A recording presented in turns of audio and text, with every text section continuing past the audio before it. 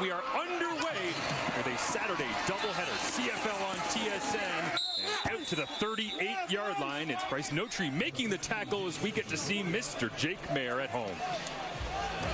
Yeah, he's 500-1-1 against Montreal this year, 4-9. But as I mentioned, he's second in the league in passing behind Zach Collaros in Winnipeg at over 3,000 yards at this point in the season, and on pace for over 4,500 yards, very close to passing John Hufnagel, his boss here in Calgary. See if he can get there today. Also pass Kevin Glenn if he gets more than 21 yards in this ball game. Might get that on the first play. Let's see.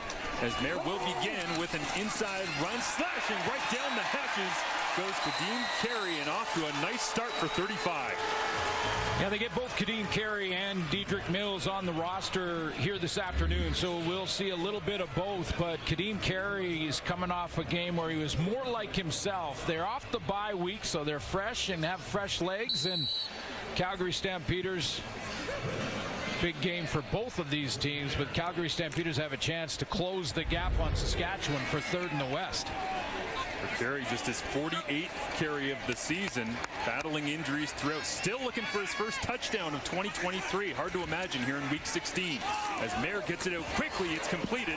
That's Trey Dukes making the grab in front of the Montreal sideline as we get a look at the Stampeders starting offense. Sean McEwen is the leader of that group up front. Second game in a row. Again, the bye week in between, but second game in a row, that unit stays intact. And one receiver change, no Markeith Ambles. He's been released by the team. Trey Dukes is back in the lineup after missing 3 games due to injury. Good to see Dukes back in the lineup. He makes a grab for 7 yards. Trades 2nd and 3. 3 down linemen, including Sean Lemon, trying to get after Maier. Little underneath throw, completes. That'll be good enough for the first down. And that is Reggie Begelton making his first catch of the afternoon as he goes against this Alouettes defense. Yeah, leader up there is Sean Lemon. Not surprised. We've said that many times, many different teams for Mr. Lemon. 5 sacks in the campaign for him. One of the candidates, I believe, for standing player, defensive player in the league is Tyrese Beverett, but Darnell Sankey will play in the middle, coming back from former Saskatchewan Roughrider and Calgary Stampeder. And there's a guy having an all-star season at safety, Marc-Antoine Dubois. Maybe the best in the league right now. 41 tackles, second to Beverett. Maier keeps it here on the play fake, gets it out to Mark and Michelle. He makes the grab. Now he needs just one more to have 100 career catches as he gets 11 on this play. Calgary looks sharp out of the gate. You know, this is series number 1, and as I mentioned, Jake Maier putting up some real good numbers over the last 3 weeks, and they've been close. But one thing that I think Calgary fans should remember, the Toronto Argonauts, who will play after us, have just 1 loss in the campaign. That was to Calgary. They're capable of beating the best.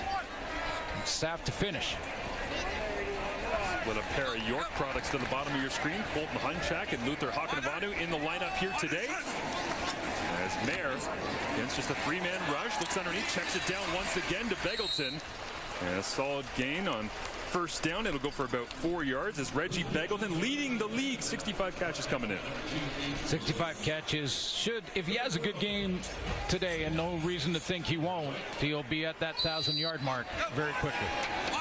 Anyone to get there. We'll see if he does. Pressure coming from the boundary here. Hard count from Maier. Real good. And now they're going to wait this one out as Noel Thorpe, defensive coordinator for the Owls, was lining up a Wesley Sutton blitz off that short side. You love that. The quarterbacks love that. A hard count is a weapon. You know, you can come up and use that to your advantage, getting the defense jumpy up front, especially when you might see blitz. Yep. Walking to the line as a quarterback, you see them creeping up and looking like they may blitz. Give them that hard count because the DBs and linebackers are dying to blitz. They want to get after the quarterback. The voice inflection of Jake Maier that time. Offside, Montreal number 94. It's a 5-yard penalty. It's still going to be 2nd down. There you go. You can hear the cadence.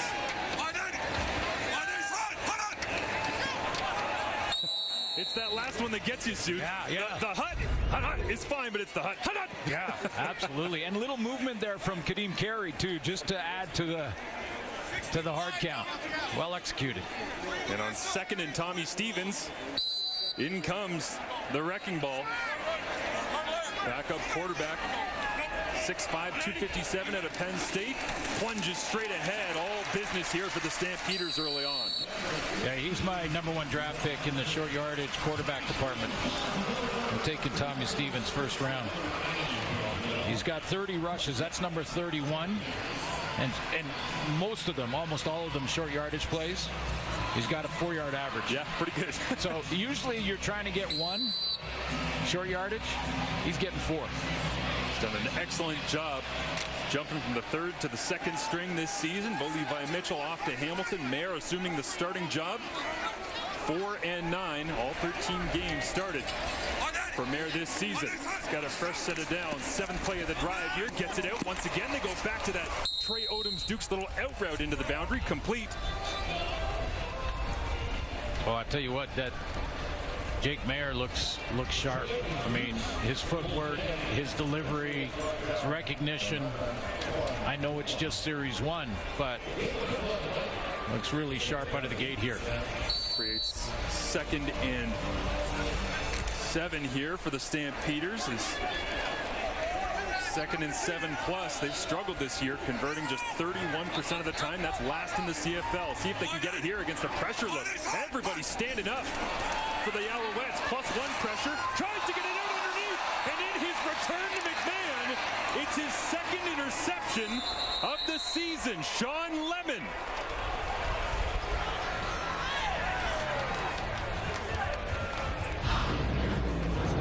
I jinxed him. I jinxed Jake. Looks sharp out of the gate until this. Lemon drops. Not a sack. An INT. Coming off the edge, and that's what fools Jake Mayer. Puts the pressure on him. It's not a pass rush really from Sean Lemon. He's just going to engage at the line of scrimmage, drop back.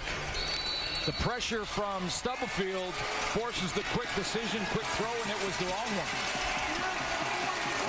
Everybody standing up on that D-line as well, Stu. So a bit of a different look from Montreal with their blitz package. He gets the football here for Cody Fajardo. And William Stanback back in the lineup.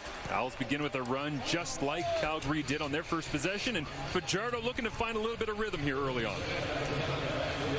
TD passes in the last 3 games, and their last loss, 30 completions for Cody Fajardo, so he is slinging it from back there in the pocket. This team has given up 50 sacks this year. That's an issue, but a little bit of a run game here this afternoon can help. Again with an extra blocker in the formation. Tyler Sneed motioning back and forth. Fajardo will throw underneath. It's complete. Back in his old stomping grounds, and a little run across the 55. Tyson Philpott goes and finds some yards after the catch. Coming off a career-high game versus Toronto. Tyson Philpott back home, back where he played his college ball, back on a familiar field, and showing how comfortable he is in his first target. Little crossing route, turns the corner, nice move here to break that tackle. 24-yard gain for Philpott. 24 big ones to move it across midfield. Easy money for Fajardo that time. Here on first down, he'll hand it off to Stanback again. Hard charging into the middle of that defense as we get a look at the full starting offense. Yeah, there's the guy that'll be calling those stunts up front, cut down those sacks allowed. That's Justin Lawrence, the 5-year veteran out of the University of Alberta at center. Leading receiver in the league is Austin Mack, but I also highlighted Tyson Philpott coming back home. Yeah. You see Anthony Calvillo up in the booth. Over to Jason Moss here, crafting the offense for Montreal. On 2nd and 6, Fajardo. Quick throw outside, and he was looking for Mack. That's his 100th target of the season. I asked Moss how many snaps it would take. Kind of giggled and said, yeah, pretty early on, we're going to get him his 100th target.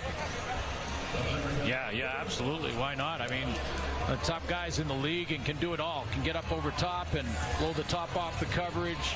Great route runner. That ball just a little bit behind him, and Moxie played it well. Jonathan Moxie, a corner there. Swiss Army knife of this Calgary defense as they've battled some injuries. Got from Nickel linebacker to free safety over to boundary corners. Joseph Sema comes out to send this one away. Leads the CFL in net punting. This one goes for 42 yards, and Notri gets his second special teams tackle of the afternoon already. As 44, Notri all over it. The interception early on from Jake Mayer. Final playoff berth, but strong finishers. Look at this here, suits Calgary, the way they've played in the backstretch of season since 2015. Yeah, and you know, on the line here in this one this afternoon, and not just this game, but making the playoffs again. Dave Dickinson has been over 500 for as long as I can remember. 17-year streak in the playoffs in jeopardy. Handed off here as he goes to Kadeem Carey. Cuts his way across the 20-yard line. Darnell Sankey up there in the fray, as you'll expect to see against this running game all afternoon long for a gain of 7. What a great jump cut and bounce to the outside. When nothing at the point of attack is there, just make it up as you go along. That's what Carey does. Look at this jump cut, bounces outside and gets into the secondary. Nice looking run. And I mentioned the game they won against Toronto, the Argos' only loss of the season. Great balanced attack in that game, both run and pass. There on 2nd and 3, little stretch run outside. Carey gets skinny, gets through the hole, and gets some more yards up to the 35-yard line for a gain of 14. William Longleg gets involved. They're bringing in the fullback to get this run game even going. Plays the tight end, has the kick out block. There's the second level block on the left side by Brandon Weldon. And look at the opening for Carey to get into the secondary for the second straight run. Chunk that time for Kadeem Carey, almost his season long. It's 19, the limited number of carries he's been able to play this year. Now they'll empty it out. Calgary will 3 by 3. Just a 3-man rush. Mayer, lots of time underneath Mark and Michelle. He makes the grab, and it looks as though it will be right at the sticks. That's his 100th career catch in the CFL. Take a look at some nice route running here from Mark and Michelle. He's working on Wesley Sutton, and now he's got to get inside leverage, so he's going to just sit down and then shoot across the middle. It will be just shy of the stick, so Tommy Stevens comes out.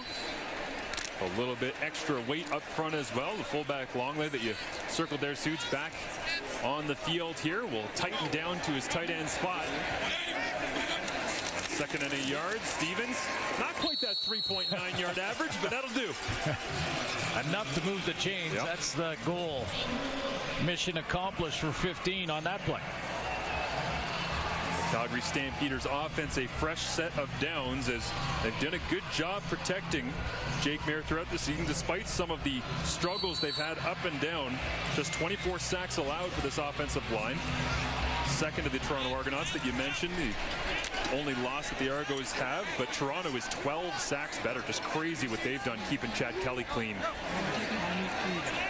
As Mills is checked into the ball game here, giving Kadeem Carey a break. They'll fake the stretch, zip it back the other side, and no, it looks like immediately it's Ruffin and Marc-Antoine Dequoy. There's your guy making the play for a loss of 3. Well, that's what he does. I mean, it's not just play in the middle. He has 3 interceptions, but Dequoy also loves to get his nose dirty. He can get up there and make these tackles. Second on the team to Beverette coming in on defense. But that was a couple of the DBs rallying to it. Deontay Ruffin, the former Calgary Stampeder there. But I just think Marc-Antoine Dequoy is putting together an all-star season. There with a pressure look, they bail out, drop into zone. Now he has to get rid of it, and he won't. He goes down deep in the backfield. It's Lawal Uguak right there alongside Avery Williams.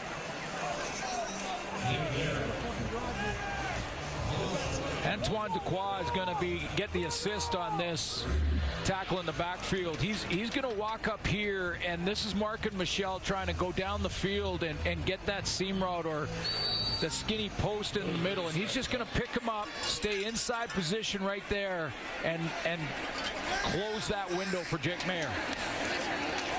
Cody Grace gets it away, gets hit as well, and the flag will come out as 3 different Alouettes. Looked like they ran through Calgary's punter. He's back up onto his feet. There is an Alouette down. Looks like Jezrin Antwi An 81-yard kick.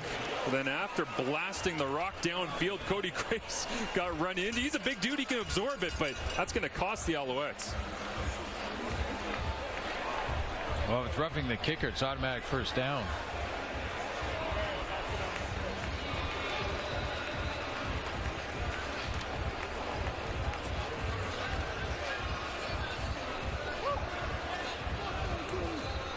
So if it's contacting the kicker, it's automatic first down. If it's roughing the kicker, it is not automatic. It's a penalty, but they were beyond 15 yards. It was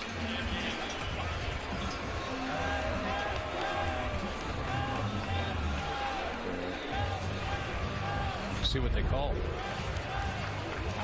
Ben Major is the lead official here.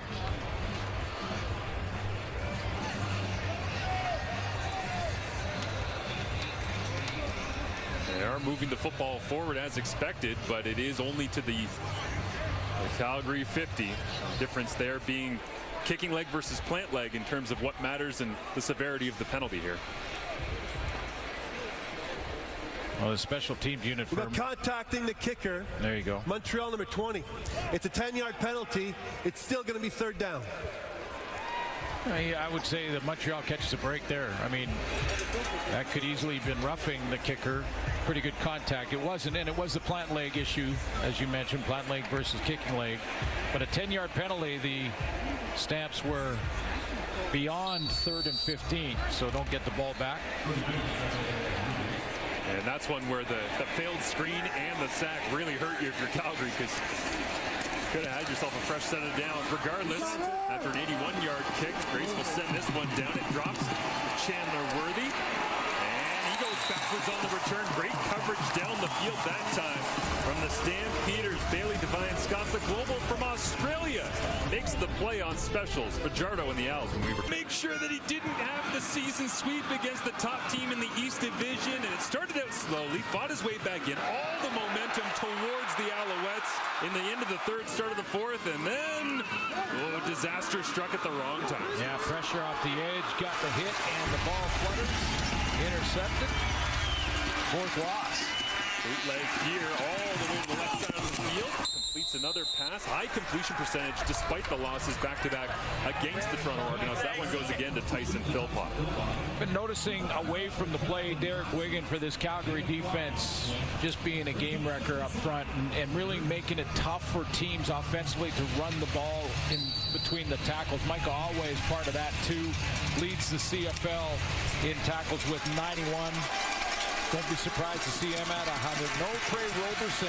Julian Charles will play corner. Moxie plays Roberson's spot. Charles in for Moxie. Big 2nd and 5 here early on for the Alouettes with pressure on. Checking it down over the middle. That's a big hit.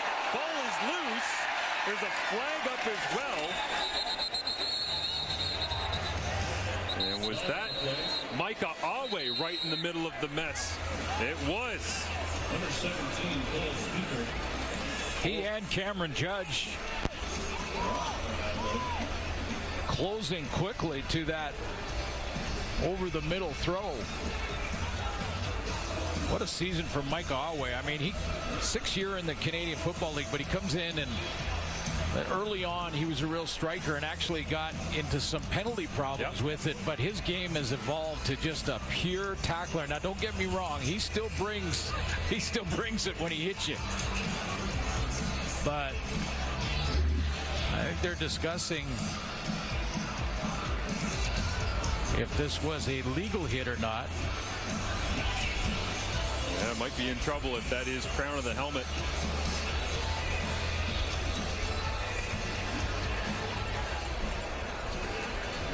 Alway wandering around. To your point, though, one of the more cerebral players in the Canadian Football League. You'd never know it from his early days when he was just running around and hammering people, but he is really We have involved. a grade 2 spearing. Calgary, number 57. We're going to go up 25 yards from where the penalty occurred. It's going to be first down for Montreal. Yeah, difficult for Alway. I mean, you know, he's closing on this quickly. You know, the one thing that he does, though, just before impact is duck on Spiker here is to duck his chin. He ducks down and leads with the crown of his helmet. In other words, if for young tacklers trying to figure it out, bow your neck a little bit more, bend the knees a little bit more, keep your face so you see what you're tackling, and that's the mistake that Holloway made because drew the penalty flag. Well, for the Alouettes, second best in the CFL in explosive passing plays. That one doesn't count, but that is a 36-yard gain. It all helps for an offense trying to get into the end zone and finish drives they've had some challenges with. As Fajardo hands it off here once again on first down in a really fast first quarter with these two teams using the ground game a little bit. Well, they really got to get, I heard the panel talk about it before the game, they really got to get William Stanback going. I mean, it's been a weird season for Stanback. I know some injuries and coming back from last year and things, but I mean, this is a perennial 1,000-yard guy, a guy that last couple of years we've been saying arguably the best running back in the game, him and Andrew Harris over the last few. 8-yard gain. We'll go back to Stanback here on 2nd and 2 as he picks up the first down on the field that he, of course, sustained that major injury very, very early on in week 1 last year on the road. Yeah, and you know, when you look at his totals at this point in the season, they played 13 games. He comes into the game this afternoon at 587 and a 5-yard average. He set the bar so high. Yeah. When you set the bar that high, everybody, including the guys in the booth, are going, come on now. Just one touchdown. Let's see the hammer come back. Both fullbacks in the game here, David Dallaire and James Tuck. They'll throw out of it, and they do get it back into the hands of Stanback, diving his way forward. That's his 22nd catch of the season, as he's looking for the end zone to add on to that season tally, as we are scoreless through 15 minutes of play. Two desperate teams here in week 16 on the front end of a doubleheader. Come on back for CFL on TSN when we return. Been a field position battle, and that's why the Micah Awe 25-yard penalty plays so large into this drive right now. Yeah, and it was just, you know, it's a split-second decision by Awe. It wasn't a dirty hit by any stretch, but it's a very different. I'll show you the example. If I tackle and get low with my head up and I see what I'm tackling, we're both safer. If I drop my chin and I hit with the crown of my helmet, and again, split second, and the target area will move because the player's being tackled. So not a dirty hit by Awe, but it's got this drive alive here for the Montreal Alouettes. Very important to start this second quarter. And the tough one that we're discussing in the break is when the target suddenly drops. Yeah. It makes it even harder on a defensive player. Nothing intentional, but certainly a big play as they flip directions here on the field. And Montreal playing from the 41 of Calgary as they go back to Stanback. Good running room this time, and he charges his way all the way inside the 30. It's a gain of 11, and Stanback in a nice rhythm here to start the second. 1,048 and 19, 1,176 and 21. And this is what I remember about when he's on his game. He's got that low pad level. Look at his shoulder pads, how they're leading as he's running. He's saying, bring on the contact. Yeah. Love the description from Micah Awe this week where he said, I love playing against Stanback. He's got old school physicality and new school juice. Seeing that juice right there as this time they go back to the old school physicality. And that's Stampeders front, credited by Dave Dickinson for being leaders throughout a difficult season so far here in Calgary. Make the stop. Well, this is a great matchup. You know, a perennial all-star in the East, William Stanback, against Micah Awe, who's having a fantastic season at middle linebacker. Poised to hit the 100 defensive tackle mark probably here this afternoon. Let's watch this game inside the game. 2nd and 8 after the gain of 2. Fajardo slings it out, completed. It is Austin Mack. Had thoughts of running away into the end zone. But Mack rolling over, slow up onto his feet and trying to hobble his way back to the sideline. Yeah, it looked like he's going to run this quick slant against a 3-deep zone where you see Julian Charles backing off to protect against the deep ball. It looked like Charles just rolled on the back of his legs. He was tackling him here. Each play of the drive, yeah, you see that right ankle get folded up underneath. So the training staff taking a look Got one of the CFL's best receivers in Austin Mack. Meanwhile, Fajardo in the Alouettes offense carry on, and they'll carry it with William Stanback inside the 10. Train is on the tracks here this afternoon in Calgary. Yeah, big drive here to get in plus territory in the red zone and give it to the Hammer. Haven't been able to say that this year because it's been a season that Stanback wants to build on quickly here as they get into this playoff race. It's up to 39 yards already on the afternoon here to begin the second quarter. They'll check in Cole Speaker and Jesuit Antwi. No Walter Fletcher today in the lineup, just the two backs. But they'll spread it out. Calgary shows pressure. Fajardo backpedals out underneath, crossing road. Tyler Sneed looking for his 6th touchdown of the year. Wrapped up and brought down. Nice play, Brad Muhammad. See where they mark this, Marsh, because I'm wondering they can get the first down without scoring here. Looks like it'll be just a yard. A full yard, however. Yeah, you're right. Full blitz off the edge coming. That's Dozier, and crossing route. A yard short of the sticks. Plus territory again. We'll see if Calgary can shut them out of points a second time. Caleb Evans into the ball game here. The Alouettes rank 8th in the CFL in score zone touchdown percentage. Like to just get a fresh set of downs and give themselves a shot here and maybe the end zone. Evans rolls over the top. Touchdown Alouettes. Boy, that right side folded. You know who they bring in there on the short yardage play is Armando Sewell. And, you know, at 300, 6'1", 300, he's one of the guys that from the right side of that O-line where Evans goes, he just folds it down and pushes that line of scrimmage back to the stripe.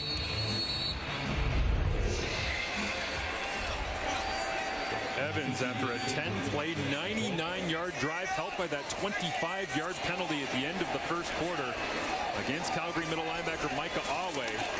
First on the board as Cote knocks through the extra point. Caleb Evans.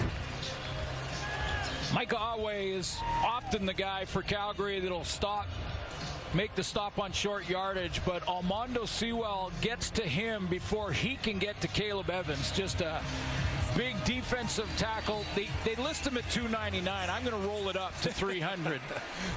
And he gets on Awe, and Evans gets in the end zone. Would you like to round up and make a donation today, Mr. Suter? Yes, I would. 300 for Mondo. As Tommy Lee Lewis will return this one from inside his own 5-yard line. Got some running room here for the Stampeders.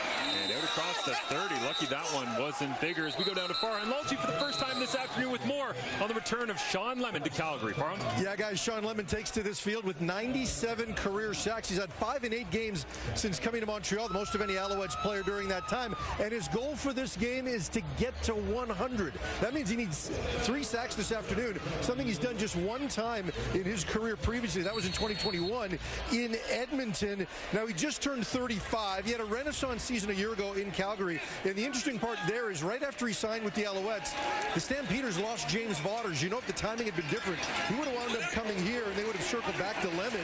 So defensive coordinator Noel Thorpe is going to make it easy for him. He's going to give Lemon a bit of free rein here. Whatever matchup he likes across that defensive line, he's able to take it when they're all lined up in those up positions. So they're going to make it easy for him. Any chance he can get to that 3. And he knows if he gets to 100, it could be ultimately his ticket to the Hall of Fame. Yeah, amazing career that he's had. And I love the idea of saying, you know what, when we go to that +1 pressure where everybody's lined up, just go wherever you want. Yeah, you decide. And that's cutting them loose. Saw a little kind of an example of that last night in Edmonton. Great BC Lion game plan. Oh, an incomplete pass here as they flipped it forward to Mark and Michelle. Yeah. But I'm telling you, Marshall, I know you probably feel the same way. I'm voting for him in the Hall of Fame immediately. I don't have a vote, but I'm saying if I did, he's going in. Already has an interception this afternoon, his second on the season there. There's the 14 quarterback sack season that Farhan just mentioned from a year ago in Calgary. lots of tools in that toolbox when it comes to rush end technique. And already an interception in this ball game as well as Mayer brought down in the backfield, flying off the edge. There's that Wesley Sutton weak side pressure flying in. It'll be his second sack of the season for 37.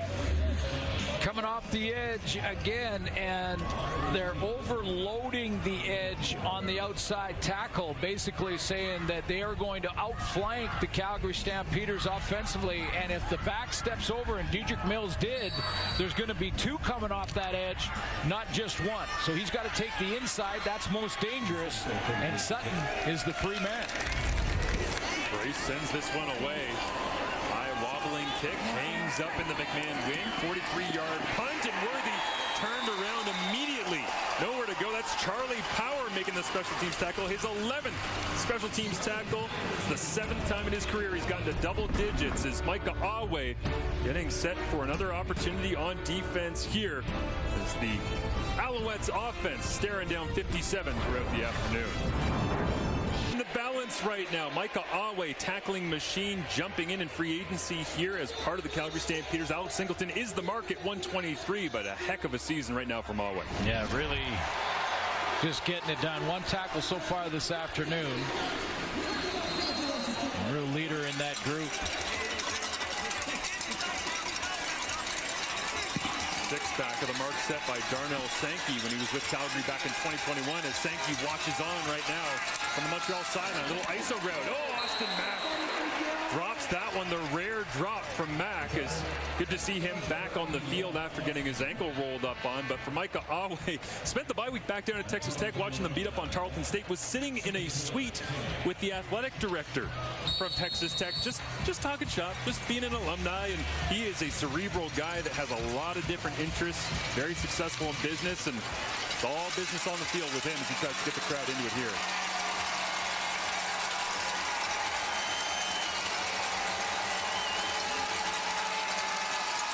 Ricardo against a four-man rush.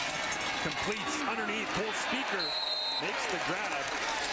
And tackle made on the play. Cam Judge after a gain of 6, but it'll be third down, and the punting unit will come out for Montreal as Judge kind of shaking it off. Yeah, it looked like he got a bit of a stinger, but a good tackle. And this is outstanding linebacking core for this game this afternoon. You got Cameron Judge. We've talked about Mike Awe, and Brandon Dozier is going to move into that Sam spot. So get a chance to maybe get some field position here for Calgary's offense.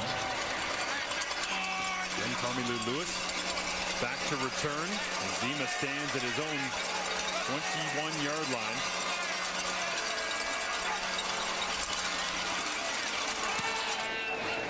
Nice wide side kick this time. Lewis catches it in the air after a 49-yard punt. And a big special teams tackle by Jake Hardy. Down the field making the play. Jake Mayer on field when we return. Find his game on the fly. Let's go down to Farhan Lalji. Yeah, Marshall, 3 very good games for Jake coming into this one. Over 900 yards passing, almost 70% completion, 6 touchdowns and 2 interceptions, including what he had today.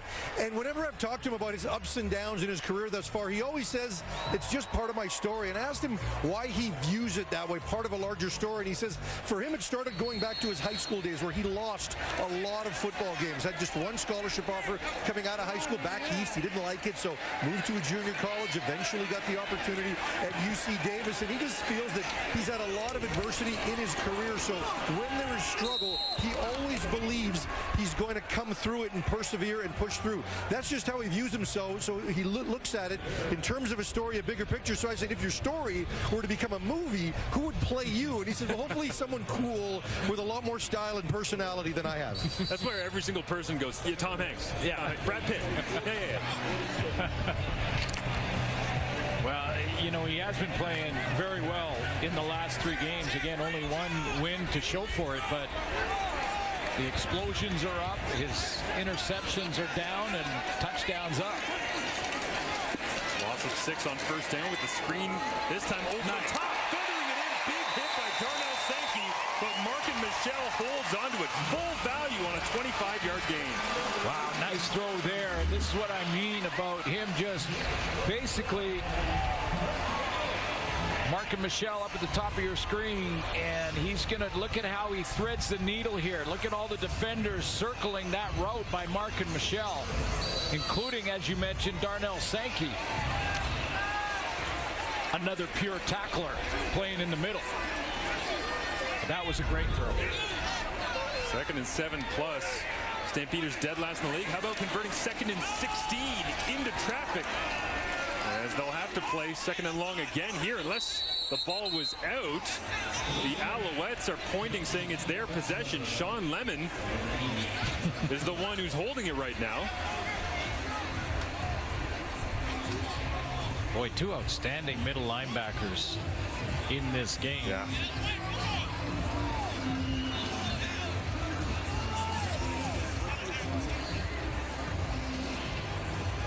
Sankey over 100 tackles for Saskatchewan back in his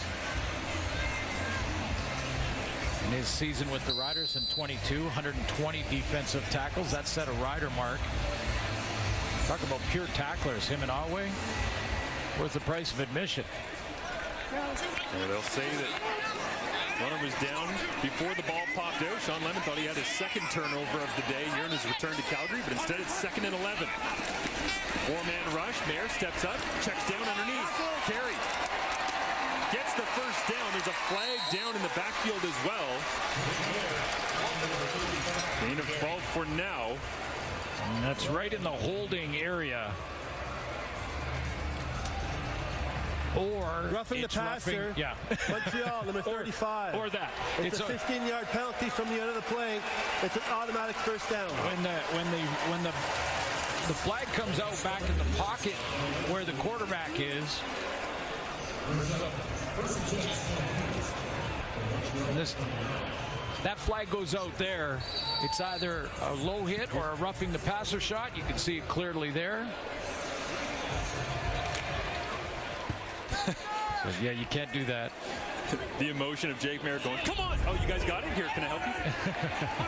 How fast it changes once you realized it was out. This time, that Montreal defense up front getting a hold of Kadeem Carey. Great job by the Owls front four with a little bit of help from the linebacking core once again. Yeah, there is, and one of the reasons that it's happening and they're containing, and you saw a couple of hits on Jake Mayer as well, is they're bringing some secondary help into the line of scrimmage. Darnell Sankey is hugging the line.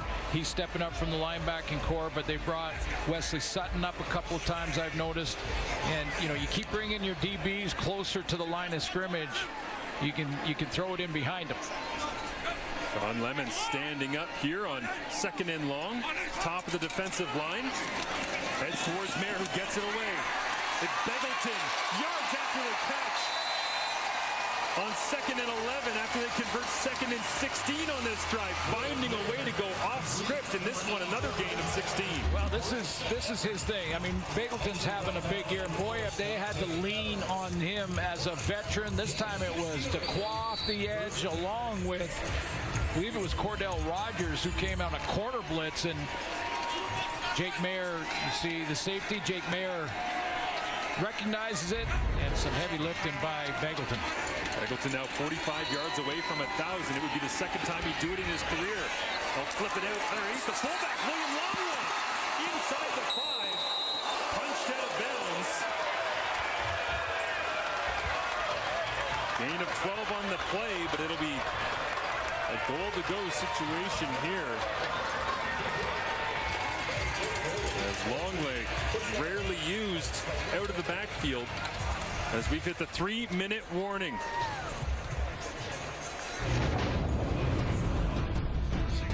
Ball fake to Carey, flip it out to the fullback, and the Stampeders a chance to equalize at the end of the first half when we return. Now what? Coffee. Cheers. Coffee. It's a long night. Special coffees. We'll see you at the half. Yeah, a couple coffees. Good idea. Patty, bring in the juice for you back in studio. Looking forward to seeing the halftime breakdown in just a couple minutes. But right now, Jake Mayer looking at inside handoff. Kadeem Carey gets stacked up and a tackle for loss, flying into the backfield. Lawal Uguak. Yeah, Uguak whacked him right in the backfield.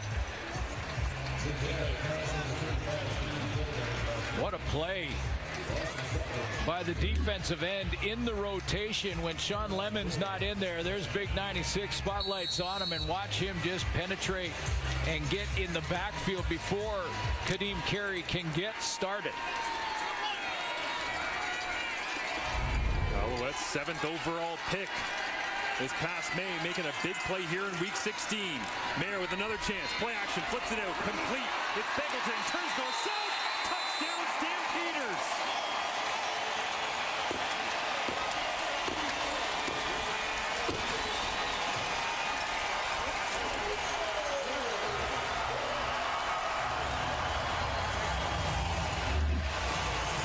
See the direction that Jake Mayer is looking. Begelton's coming out this way. He wants to see if there's a guy trailing him, and it's a man look, which it usually is inside the 10-yard line. He sees the trail, so he knows he's going to have leverage on the outside. Give it to Begelton, just little point guard type of feed to number 84, and he finds the end zone. Big second down conversion for Reggie Begelton, and then the touchdown.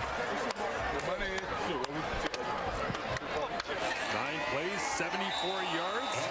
Extra point is good from Reddy Paredes. 5 minutes, 36 seconds, and knotted up at 7 now as Begelton takes the team lead with 4 touchdowns on the season. You mentioned it earlier, Suits. They've had to lean on him, and it's the veteran expertise of knowing where the end zone is. Exactly, and you see when he gets out there in the flat, now the guy that's trying to cover him is so far behind. I believe it was Seontae Evans trying to get over there from the far side of the field, and he just gets caught in the wash. Has to bubble deep. That gives Begelton that soft spot to hit the end zone. And it looks easy at the end of the drive where you get it to Begelton in space, you make the right call, but 2nd and 16, 2nd and 11, like that has not been the strength of the Stampeders this season. That's why they've got 4 wins right now and sitting in 4th in the West Division. They haven't been able to convert enough of those, but man, those are some great plays. Begelton should be closing into his 1,000 yards.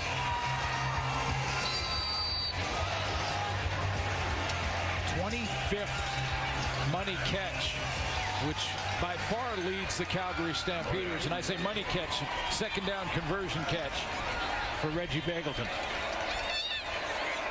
Reddy Paredes sends it away.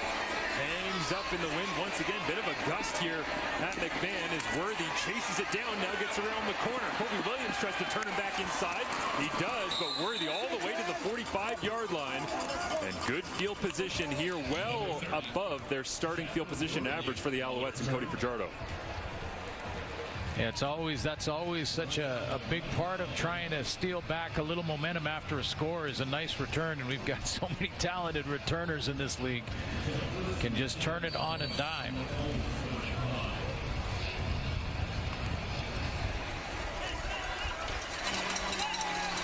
Fajardo begins with Keon Julian Grant to the bottom of your screen. Haven't said his name yet today. Standout Canadian from St. FX.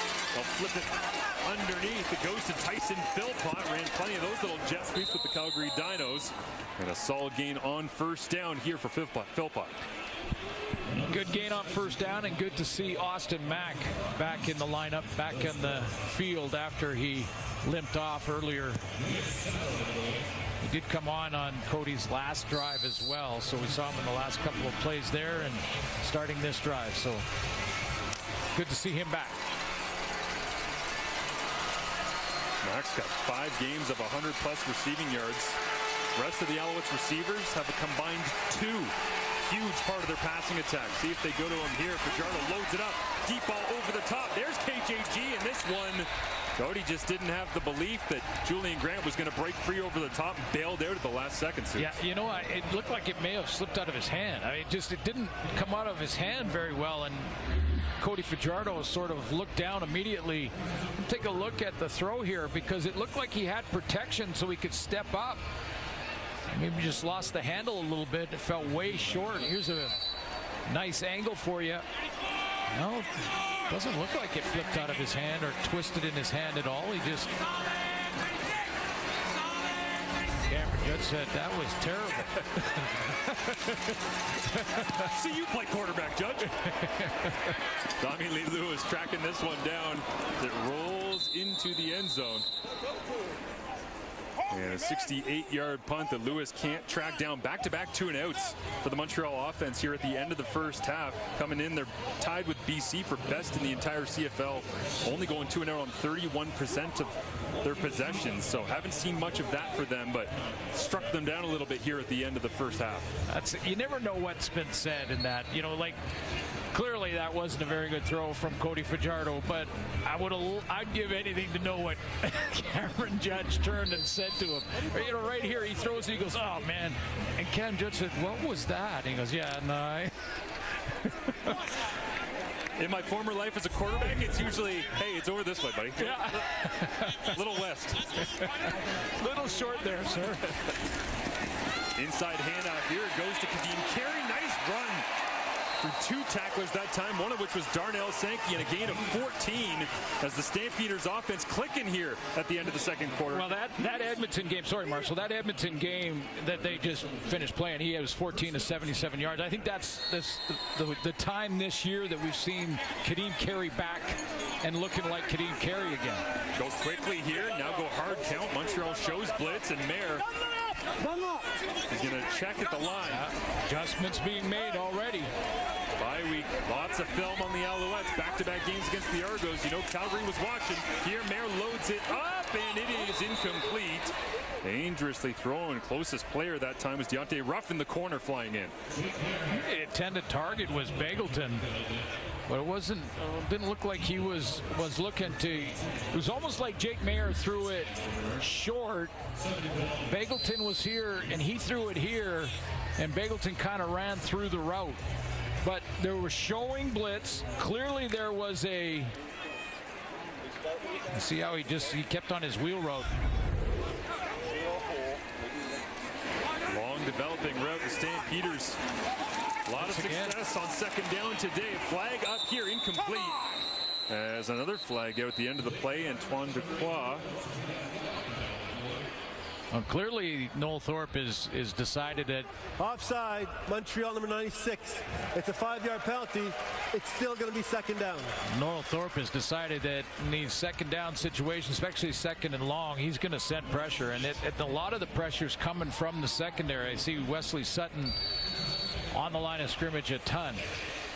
Now second and medium, likely a different story, but on those second and longs, they want to put the pressure on Mayer. Screen draw, hot routes, right? 2nd and 5. Mayer reads it, inside handoff, runs into a wall right there. Tyrese Beverett trying to stick Kadeem Carey short of the sticks. Well, maybe 2 yards here. They're going to punt it away. Big fill that time from the linebacker, Tyrese Beverett.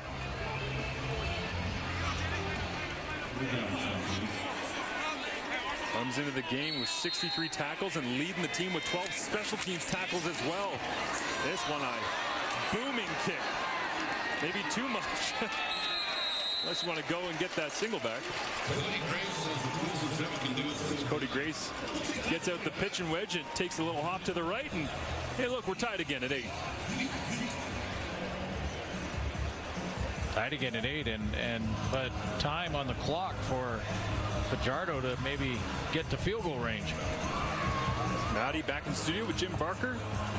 Dunnigan and Naylor ready to break this one down for you. Tee up a little bit of the back end of our doubleheader. Montreal trying to hold off the suddenly surging Hamilton Tiger Cats. Hamilton on the road at BMO coming up after this one against the Argonauts. Fajardo, quick game underneath.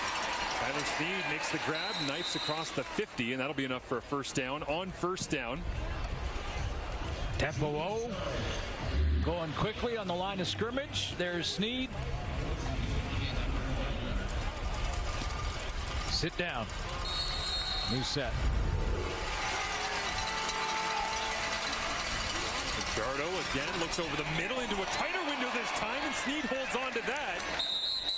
Different route, same result. Tyler Sneed, first down Alouettes, moving quickly. Yeah, this is where Fajardo can go to Cam Judge, who's trying to drop under that throw, and say, how about that one? Well, how'd you feel about that throw? Throws it right in the window in between Cameron Judge and Alway. If Alway doesn't cut his fingernails, he's got an interception on that one. And this time Fajardo keeps, rolls to the right. I think he wanted Austin Mack to give him a little something different there, Suits, but incomplete.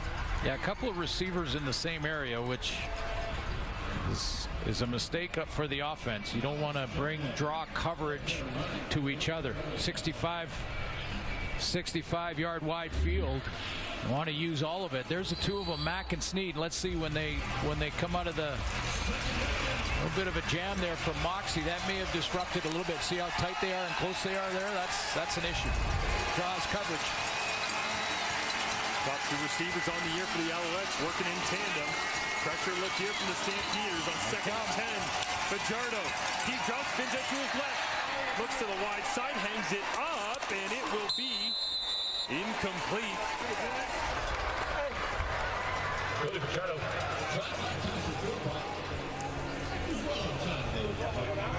Nick Taylor is playing safety, and the safety was coming on the blitz. And Antwi, number 20, is going to pick this blitz up just to give Cody Fajardo a chance right in the A-gap right here. Big block by Antwi. That gives him a chance. He rolls to his left and just can't get enough on that to Philpott. This one coming for Cote. About 45 and a half away. Steps into it and knocks it through after the field goal blocked at the end of week 15 for the Alouettes to give the Toronto Argonauts the East Division regular season title. Cote back on the field and back on the score sheet here as Jason Moss gets a look with Davis Alexander, the third string quarterback. Well, one thing we haven't seen from really either offense, seen a couple of shots from Cody Fajardo, that one that wasn't the great pass, but Jake Mayer hasn't really stretched it out. Tried to take a deep shot just to plant a seed that if you keep blitzing in your Noel Thorpe and you keep blitzing, they're going to go one-on-one to one of their guys down the sideline, see if they can win a jump ball. See how aggressive Calgary is here with 27 seconds remaining in the half. Quick drop, completed. It is Beggleton, adding once again to his efforts on the day, 7th catch of the first half. So there's a minute left. The Owls go down and put a field goal on the board, and there's still time for Calgary to match it. Another 15 yards, and they're in field goal range. Especially with Rennie Paredes, who's got a long this year of 53, although there is a bit of a drifting wind into his face. Tough throw by Jake Mayer that time. Couldn't follow through as he had an offensive lineman in his way, but still completes it to Hakanavanu. Now you got to be quick. Now you got to be efficient here. You get one play in before field goal time.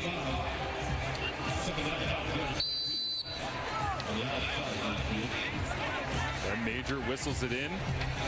Paredes waiting to see if he'll get an opportunity.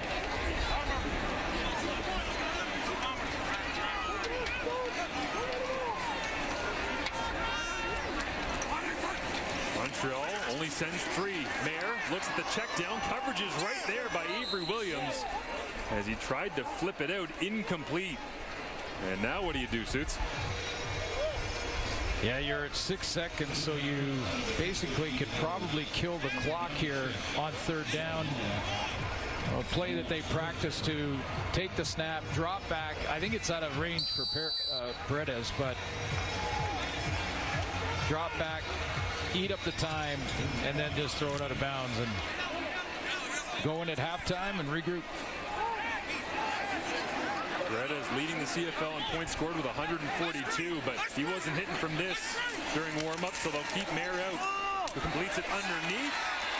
And it'll be nice on the stat sheet. Oh, they have 1 second on the clock. Wow, they do. Did they pull that off with 6 seconds remaining? They did. I spoke too soon. 5 seconds. Snap, completion, get down. And Mayer's even looking around going, did it just happen? Did we just do that? Well, Mark and Michelle was surprised, too. He got up and looked and went, okay, we got a second to get the field goal team out here. Well, take a look at the clock up in the right-hand corner, and you go 5, 4, 3, throw on time, get down. Heads up play by Michel to get down and give him 1 second. That's big. Deepest average on the season in the CFL is Rene Paredes for attempts and makes, but he'll miss this one.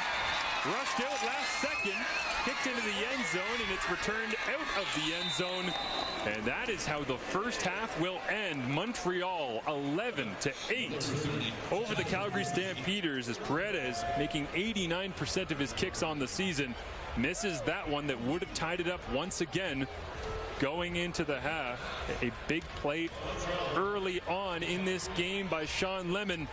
As Montreal will get the football here to begin the second half, and it was the Stampeders' choice as they're choosing to take the win in the fourth. They will kick it off here, and Montreal gets first touch in the second half, just like they did in the first. Chandler Worthy returns this one across the 30 and pushed out of bounds right there. As we get an opportunity to see Cody Fajardo come back out on the field. Another high completion percentage first half for Fajardo. Yeah, 10 of 15, 106 yards passing, and got off to a pretty good start. That second quarter, nice drive down where he got William Stanback involved, and there was some good balance. They lost Austin Mack for a few plays, but he did return. That was maybe his best throw of the first half. Windows got tighter and tighter as that second quarter went on, and Fajardo kept throwing into him with accuracy. They'll begin here with a handoff to William Stanback. Bounces across the 40. And those jump cuts, like you said in the first half, Suits, that's when you know he's running. Big game for both of these teams. This is a monster half when you think about the playoff quest for these teams. Yep. Both with Hamilton closing in. They play after us in Toronto. Hamilton closing the gap and getting there, tying up with Montreal for second. You look at Calgary with a chance to get 2 points behind the Saskatchewan Roughriders for third in the division. Team that is struggling as well. I mean, this is a monster half for both these teams. Gotta have it.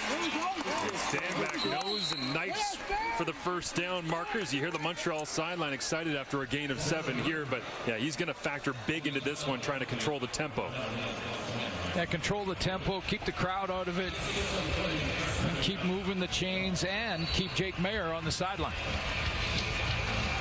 You see Jason Moss, speaking of the Argonauts in the playoff chase, he said he actually showed the Alouettes the celebration from last year's blocked field goal in the Grey Cup and the celebration at the end of last week's loss to Toronto. So they celebrate the same. That's what he wants his team to do, have something to celebrate. Big hit! Micah Awe, right in your kitchen. Hello, 5'7". He knows what's on the line here. He knows what this game and this second half is all about. And he'll tell you that stats are one thing, but winning is what matters. And this is winning football when you sniff out the screen and you step up and make that hit. And watch the head up this time. Tackles with the face mask first. No penalty. That pops as it's late September. Fajardo looks to throw, and it's intercepted! Going the other way. Is that Nick Stats?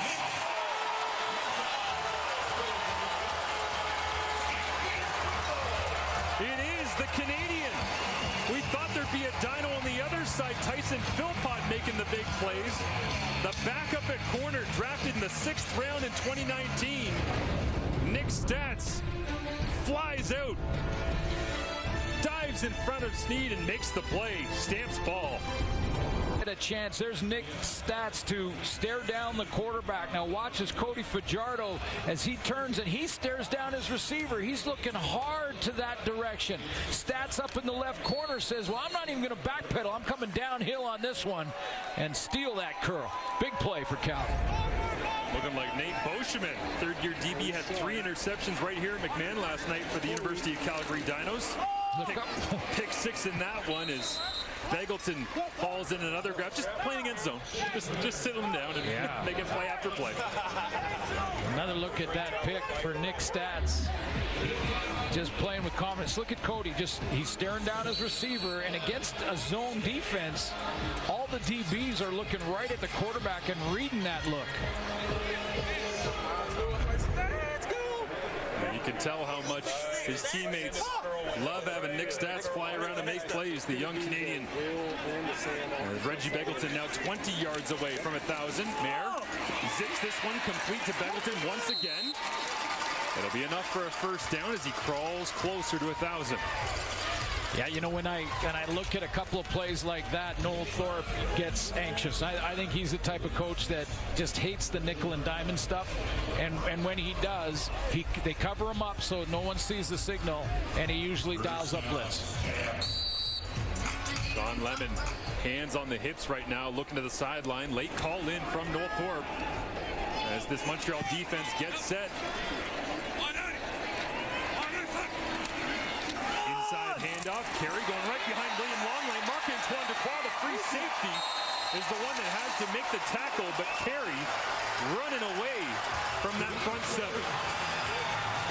Kadeem Carey in the first half, 7 carries for 52 yards, and you know, they're bringing in the fullback in Longley to help out in the blocking scheme, and he certainly does. He kicked out Wesley Sutton there, but man, Kadeem Carey's running hard. I'm a little surprised he hasn't had more touches. Stampeders last in the CFL in explosive runs this season, just 3 of 20 plus. That's the 4th carry for Kadeem of 10 plus in this ball game alone.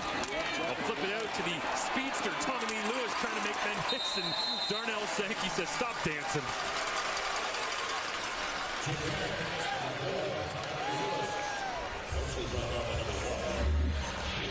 Little play action this time to Carey. Little fake there. That draws Darnell Sankey to Carey and then tries to get him outside. Some nice blocking at the point of attack for a good gain on first down. Leaves 2nd and 4 here for the Stampeders. Where's Begelton? Yeah.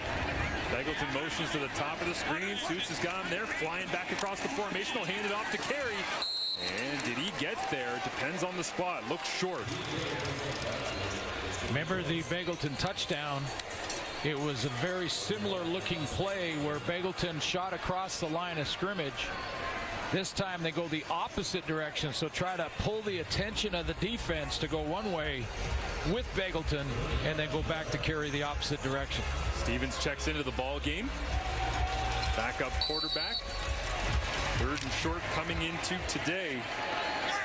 Stampeders 15 of 17, converting on 88% of 3rd and short.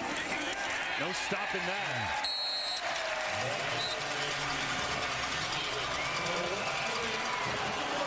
Yeah, he is a load, isn't he? Middle linebackers, they don't mind it, but you get a one-on-one with the DB and it's a different story. Yeah. Stevens, job well done, heads back to the sideline after the interception. Calgary looking to cash in. Just 51 points off turnovers so far this season, 7th in the CFL. Can add to that tally if they can get a major here. 1st and 10 from the 11. Mayer looks to his right, gets it out complete. Cutting back, it's Trey Odums-Dukes, driving the legs, 3 tacklers right there, still can't bring him down. As Stubblefield and Ruffin finally whistles blow, and it'll be a gain of 5. 2nd down. This is blitz time, especially backed up on your own end. And that throw brought Odums-Dukes just a little bit back, about 3 or 4 yards back away from where they wanted to be. And this play feels like what Dave Dickinson mentioned this week. We just need guys to make plays. When we need them, go make a play. Jake Mayer flips it out. Can Begelton make the play? Cuts back, stays on his feet. Doesn't get to the end zone, but you expect down this far, will they send out Paredes or Stevens? Went to the well one more time on that same play with Begelton going across the formation. Kadeem Carey going the opposite direction.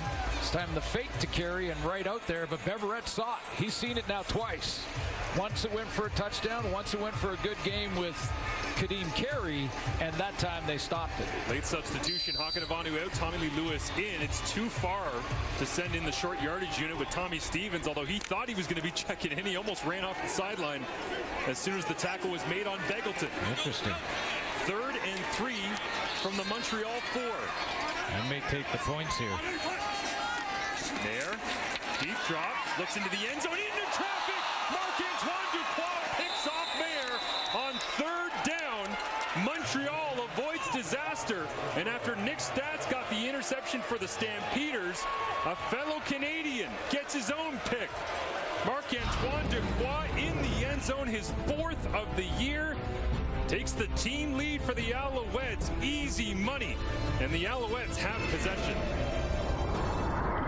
Middle of the field, this is Marc-Antoine Ducroix, who's dropping back, just really robbing any inside cut, whether it's a dig route, whether it's a post route. The end zone's only so deep, it's 20 yards deep, but he just sat on this, read the throwing motion, and steps in front of it. Huge play for Montreal, take points off the board.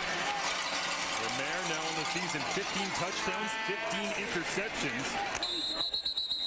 As he's got 2 today through the early one to a dropping out Sean Lemon, and Marc-Antoine Ducroix, as you say, just sitting in the middle of the field and saying, come this direction and see what happens. Well, that could be 14 points. Think back to the first half, and Matt Dunnigan talked about it at halftime, where Sean Lemon makes the interception just outside of the red zone on Jake Mayer, where he drops from the D line. Now Marc-Antoine Ducroix in his own end zone. I mean, we're talking about 14 points gone, evaporated. Fajardo hard count, Stamps show pressure. Will they send it?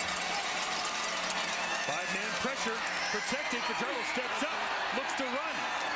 And on 2nd down and long, Fajardo says, I'll do it myself. 1st down, Alouettes. Now he can still get it done. Comes to running. This was a real calling card for Cody Fajardo early in his career. You know, I know people forget over the last couple of years, but this is a quarterback who led the Saskatchewan Roughriders. Nice run lane there. Led the Saskatchewan Roughriders to a couple of West Finals. Didn't get to the Cup.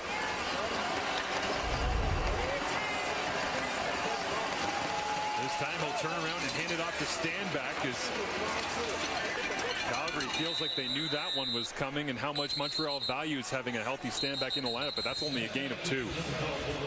Yeah, and sometimes Jason Moss can run that same sort of look to Stanback and then have Cody pull it and bootleg out. And what Brett Monson might do to try and stop that. Not a lot of blitz so far, just straight 4-man pressure from Calgary, from what I can see. And on 2nd and 8, Nick Stats just checks back into the ball game here as Mike Rose goes to the sideline. Team leader with 8 sacks. Off the field is number 8, who has the interception, comes on. Fajardo down the middle of the field, complete. And they'll convert once again. Doing it the hard way the last 4 plays. Austin Mack, 1st down. Again, you know, as a receiver at this level, you're not always running as fast as you can run. Sometimes you're just weaving your way through a defense to find that soft spot. Play from the shoulders up on that one for 81. Austin Mack looks no worse for wear from the ankle injury in the first half. As now they'll empty Stanback out, fake the cadence, and then back in with Dallaire and Stanback. Fajardo, open man down the field. Catch inside the 5. Tyson Philpott wants the touchdown. They'll spot him down at the 1. He knows his way around McMahon Stadium, and he walked that one so badly.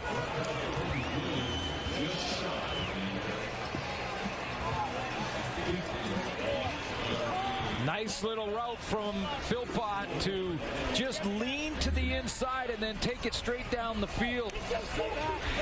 Philpott's the wide out. He's going to watch how he leans inside, takes a look like he's running an inside route, and then gets in behind Julian Charles.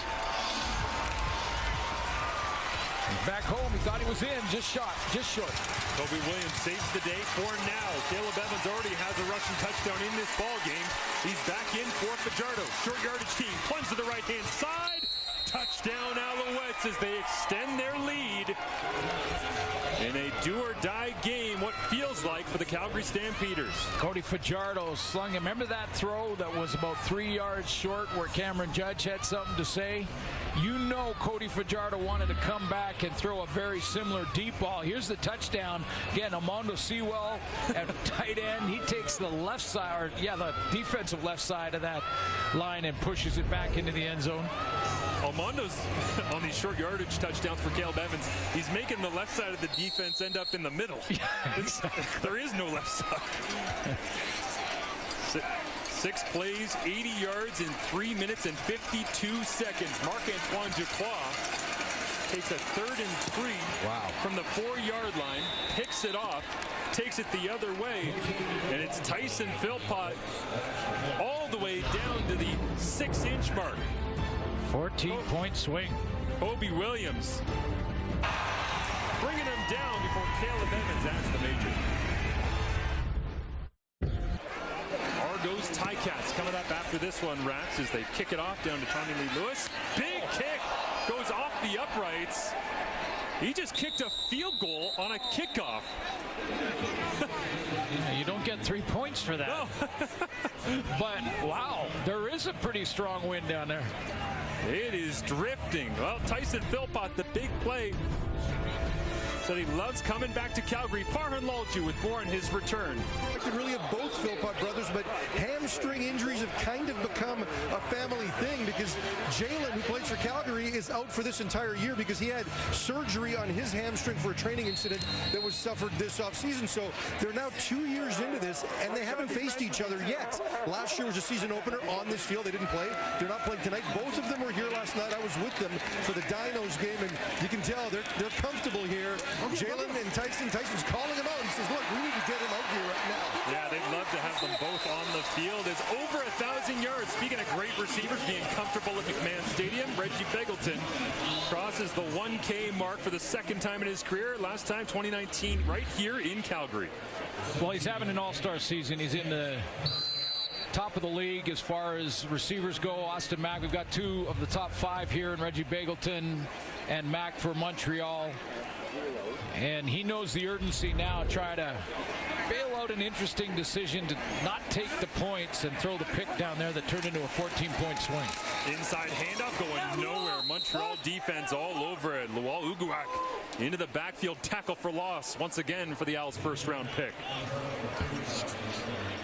But yeah, real sense of urgency now for Calgary. They want to, I'm going to say bailout. I know how tempting it is when, you're on the 4-yard line, 3rd down, feel pretty good about your team's drive all the way to that point to go for it. But as I mentioned before the snap, so not second-guessing decisions. Take the points there. Montreal sends pressure. Mayer throws into it. Open man. Trey Adams Dukes catches it at the 35. Cuts back against Deontay Evans all the way down to the 23-yard line. Adams Dukes runs a real nice route to just take his time and be patient. He's that inside receiver, and just take a look and track him on that nice, easy post route into the middle.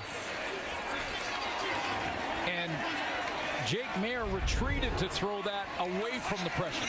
Mayer looks to throw again. This time into a shorter window. Big hit. Driving down low with Marc-Antoine Duclair. Dave Dickinson flew off the sideline angry about the location of the hit. They'll call it a completed catch, though, and move the sticks. Yeah, Colton Hunchak with that big catch over the middle. And you could tell this offense understands what's at stake here. They're fighting for their playoff lives, the Calgary said. Well, both these teams are. But more so Calgary. That looks like a clean catch. Colton Hunchak catching that one down low, just his 4th catch of the season. Stamps right back where they were when Mayer threw the interception to Marc-Antoine Duclois. This one batted down and nearly a 3rd interception. That's the end of the 3rd quarter, and that would have been the first career interception for Lawal Uguak. His impact all over this football game. The Stampeders, dearly in need of a victory here at home. They'll go to the 4th quarter trailing by 10 as Montreal tries to break their 4-game losing streak. Red zone opportunities. Montreal has not been effective throughout the year. They're 2 for 2 here in this ball game.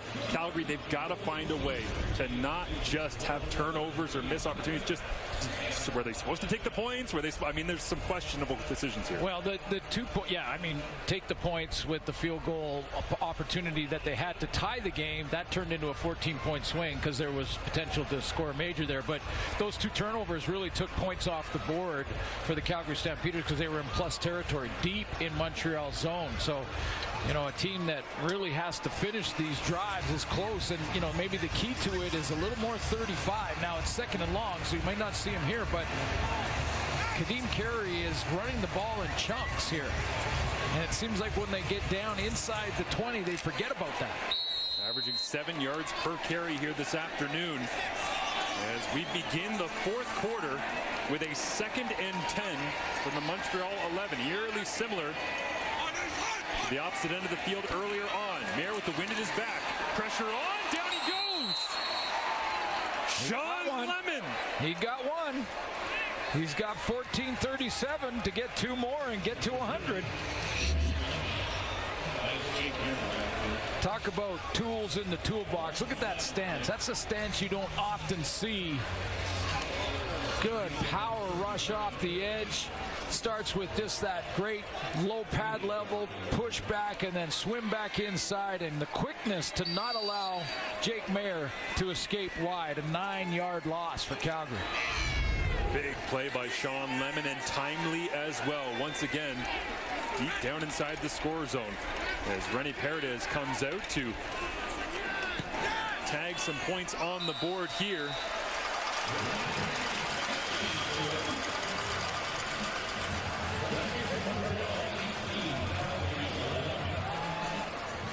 There's Tyson Philpott, University of Calgary. I asked Jason Moss about this. What do you think of both the Philpott brothers coming out in the draft? He said they were the most CFL pro-ready receivers because of plays like these, just running all over this field.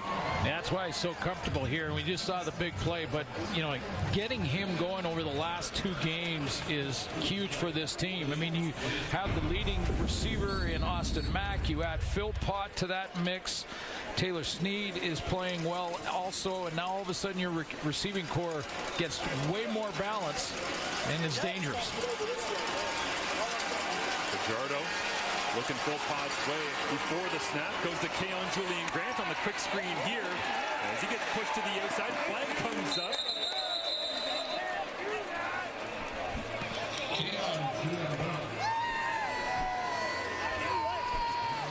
And Fajardo holding walking backwards. Montreal number 61. It's a 10-yard penalty. We'll replay first down.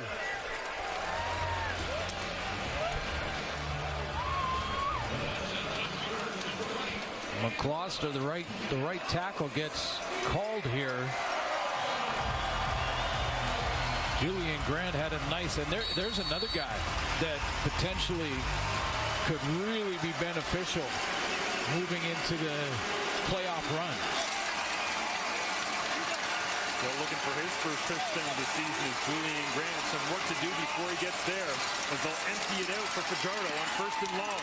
Gets back a decent chunk, little curl route underneath as we get a look at Tyson Philpott and Jason Moss on the appreciation he has for number 6. He can get it anywhere. I mean, that kid's so talented. I mean, you can throw it to him short, intermediate, or long. I think every receiver will tell you they need to get in the flow of the game right away. And they're better when the ball's in their hand early. But for Tyson, I think you get it behind the line of scrimmage, a short intermediate throw or deep throw. He's looking to make something happen every single time he touches the ball. And consistently trying to find him as this time Fajardo goes to Tyson. Incomplete. Flag comes up late. And what is this? Could it extend the drive? Illegal contact on the receiver. Calgary number 0. Wow. It's a 10-yard penalty. Makes it a first down for Montreal. Wow, Kobe Williams. The juggling of the secondary has been a challenge for the Calgary Stampeders all year. He's getting the one-on-one here, or at least off the line of scrimmage with Austin Mack, and you can see the contact well beyond 5 yards.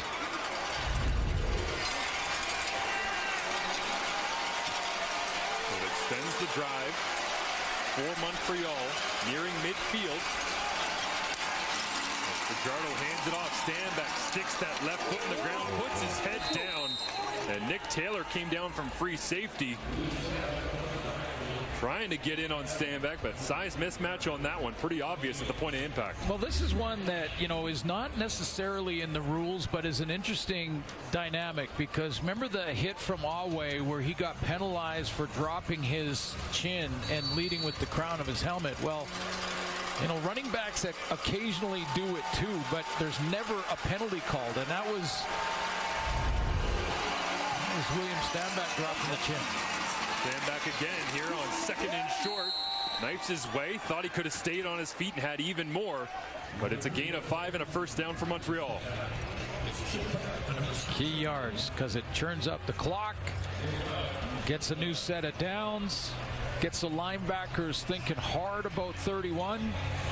And not getting as deep in their pass drops. Running back coach Tyrell Sutton there laughing as he came off the side. It looked like he said, yeah, you were close. You might break one. Stanback's got the longest carry of the CFL season. Any player, 69 yards. They'll watch from the sideline here as Jesrin Antwi checks in.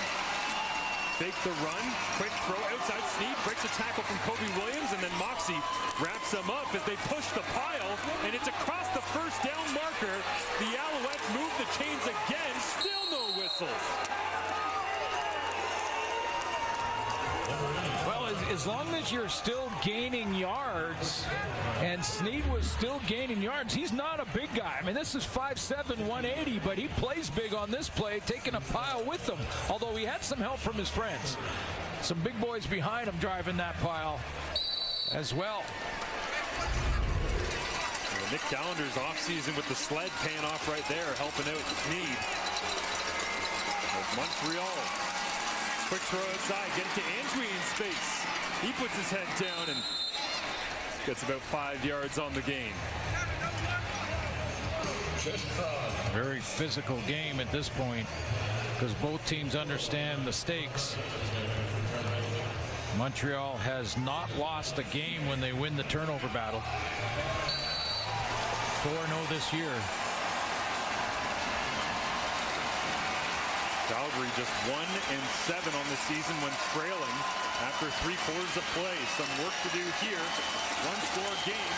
Montreal checking at the line. The fullback tuck is in with Stanback. 4 receivers to the top of your screen. Fajardo barely got the hold of it. Flipped it out to Mack, and he'll be short.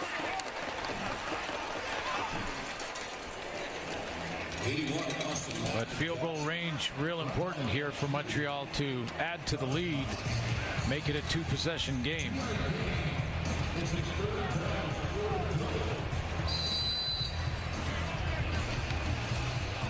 Jason Moss, end of a drive, regroups.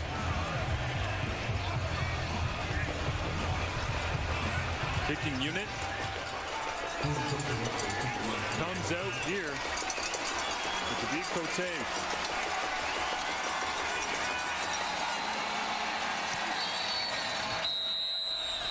And they'll whistle this one dead.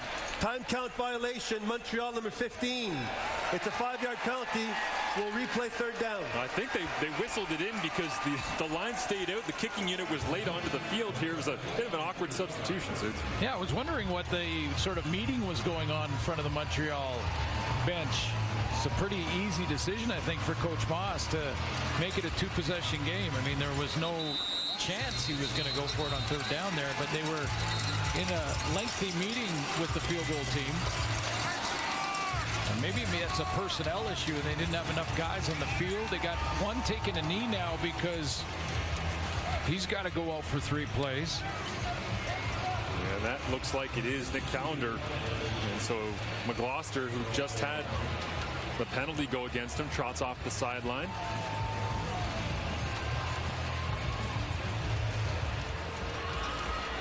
Timer, please put 8 minutes 48. 8:48 on the clock. Thank you. As they work through things with Callender, we'll step aside. 7-point lead for the Alouettes. To kick this one after the time count violation from 35 yards away. Joseph Zima is the holder. Gets it down and nearly got into the backfield as they rolled up on Cote. A huge collision in the backfield as well. Diving across, it looks like it was Moxie and Julian Charles. Calgary sat that whole break on field. Welcome back. Lots going on during the break here. Is Dave After Dickinson. the successful field goal, there's 2 penalties. 10-yard penalty misconduct against Montreal 36. 15-yard penalty misconduct against Calgary 91. We're going to go back 5. It's going to be first down for Calgary at the 35-yard line. Well, good on Ben Major for not ejecting Isaac Berglund. Might have been unintentional, but he gets popped here at the end of the play, unnecessarily trying to get into it after Joseph Zima took the first penalty, and Major not happy about it. Yeah, he's lucky he's still in the game, Berglund. Looked like Major was just more frustrated with the fact he was trying to tell him to go back to his sideline, and Adiemi Berglund wasn't listening. So Calgary offensive possession. Jake Mayer checks it down underneath. And it is big hit at the end of the play, flying in from Cordell Rogers, but Mills churning the legs there and getting a gain. Nowhere else to go. Gain of 6. Pocket collapses on Mayer and just dumps it out. See a little bit of Dedrick Mills, although the more successful running back today has been Kadeem Carey.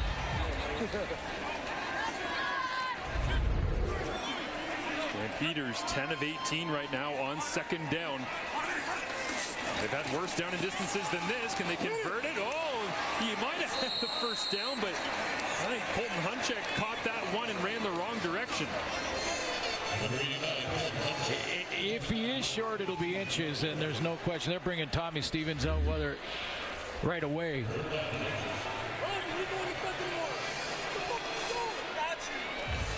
There's a soft spot. How many times do you see that?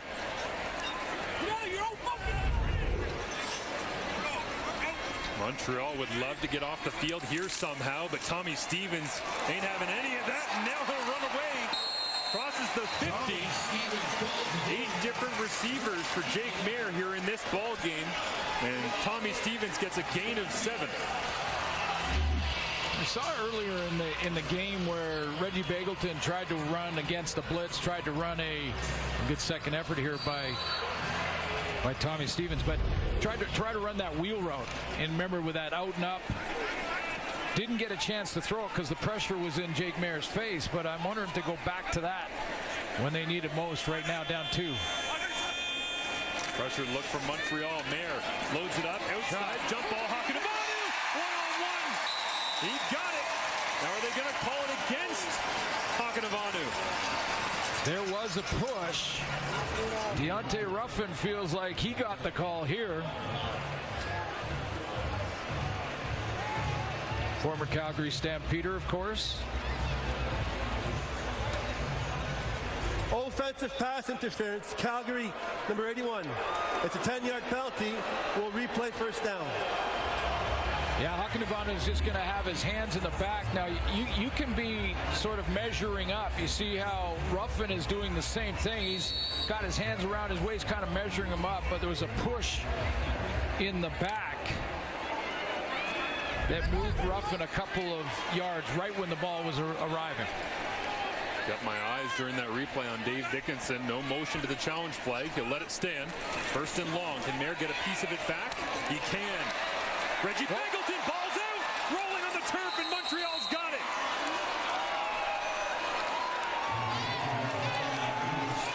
Who else? Tyrese Beverette. He seems to make every play for this Montreal defense.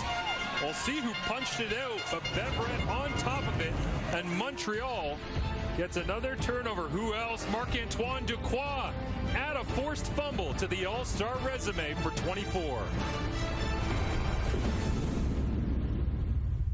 Pacific only right here on TSN. Marc-Antoine Duquois saying, yeah, I almost busted up my finger. I punched that ball out so hard. Montreal gets possession back. Tyrese Beverett gets on top of it. The Montreal Caravan alumni making big plays here in the fourth quarter, and the whole game has already got the interception in this ball game. Pick that took points off the board.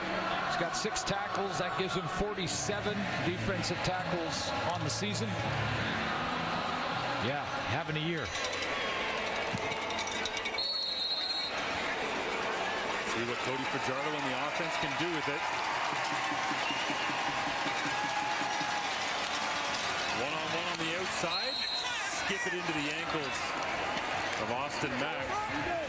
Moxie looking at the sideline saying, I know when you leave him one-on-one, you're coming my way. Yeah, and Fajardo wants it back. Well, his mechanics were just all over the map on that throw, and the result was a one-hopper.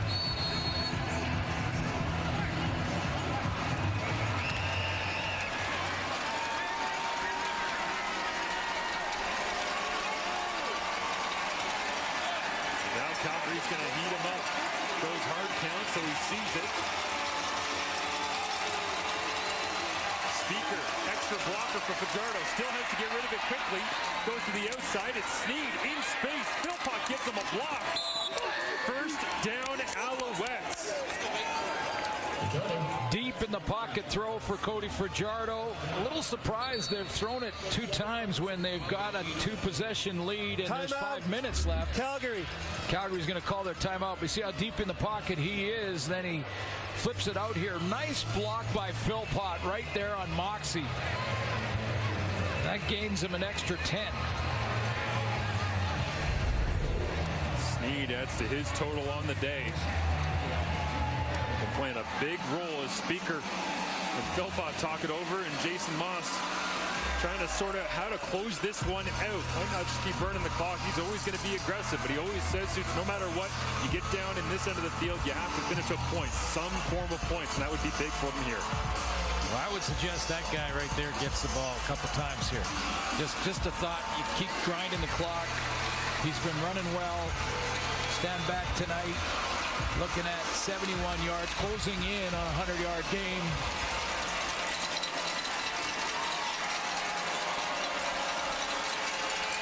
Nick Taylor surveying. Timer, please reset the clock to 5:18, please. 5 minutes, 18 seconds. And Jason Moss's message to the Alouettes this week after they knew they would not be hosting the East Final. He said, so what, we're not hosting. You still got plenty to play for. Trying to set the tone for a playoff run as Calgary again looks to show pressure. Fajardo, quick throw outside. Max catches it. Gets across the 35. Bounces off a tackle attempt up to the 30 and a gain of 11. This is why Jason Moss is calling the plays he's calling, because the Calgary Stampeders think that they're going to run in this case, and look at what they're doing to the line of scrimmage. They're saying, okay, if you're going to try and completely stop the run and even bring DBs down, you saw Kobe Williams there too. We're gonna throw it outside. You put 8 in the box, we'll throw it outside to our number 1 guy. Brent Monson trying to find solutions here. Montreal driving, clock rolling, Calgary trailing. Out to stand back this time. Little swing screen, blockers out in front. 31 rolling his way down to the 20.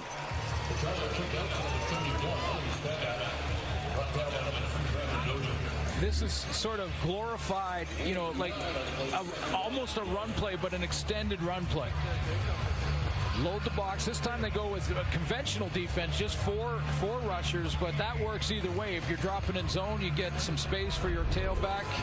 If they load the box with 8 or 9, you get them outside as an extended running play, almost like a toss sweep. Standbacks having fun today as Caleb Evans checks in. Wonder if they'll go for the dagger here on 2nd and short, try and do something different than the short yardage sneak, or will they just play it by the book?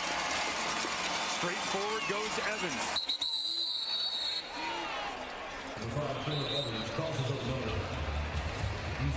Yeah, that short yardage play plays that. Timeout, Calgary. This is their last team timeout. And Dave Dickinson has to throw his challenge flag out because he doesn't have any more. You have to have a timeout to challenge. Got that timeout called before the warning. With the manager, legend George Hopkins, Johnny on the spot to go say to Dave, hey, I need that red thing. Now the Calgary defense, you know, at the end of the day, they... Timer, please reset the claim clock to 3 minutes 39. 3:39, please. Well, what they've got to do is tackle the football now, take some chances and try and rip it out, create a fumble. Yep. But also, a field goal still keeps it a 2 possession. I know you need 2 majors to come back, but it still keeps it 2 possession. And how many times have we seen in the final 3 minutes of a game 2 possessions evaporate? Austin Mack lined up in a sprinter stance here. He gets the waggle. Fajardo hands it off the other way to Stanback. Cutting his way inside the 10. Yeah, it looks like it might be enough for the first down once again as Montreal's ground attack behind Pierre-Olivier Lestage on that left-hand side, moving bodies here in the fourth. Yeah, and a major ends it, basically, from Montreal. There's a whole bunch of fans in Saskatchewan enjoying this one.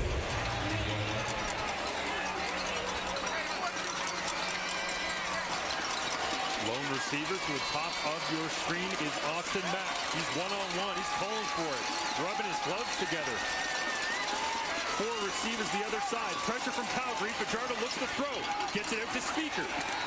Cuts his way to the 5-yard line. Playing the numbers game that time. Keeping the clock rolling. But he's hit the 3-minute warning. Montreal up by 10, trying to close this one out and snap the 4-game losing streak. Tunnel, by the way, that you walk down when you're the visitor here at McMahon Stadium, the same tunnel you walk out of when you're a University of Calgary Dino. That's where the head bob is coming from. Feels right at home, and of course making big plays all the way down to he wanted this touchdown so bad. Look at the guy in the background here. He used to love Tyson when he played for UFC. No way! No way! No way! He doesn't want to give him the touchdown. Next play, Caleb Evans punches it in. That is your Coors Light moment of chill. But Tyson enjoying being back here as he splits his way out to the wide side with Fajardo and the Alouettes after the 3-minute warning. Trying to close this one out. Nearly hit Austin Mack on the snap. Now fading back. It's a screen back to Stanback. Touchdown, Alouettes!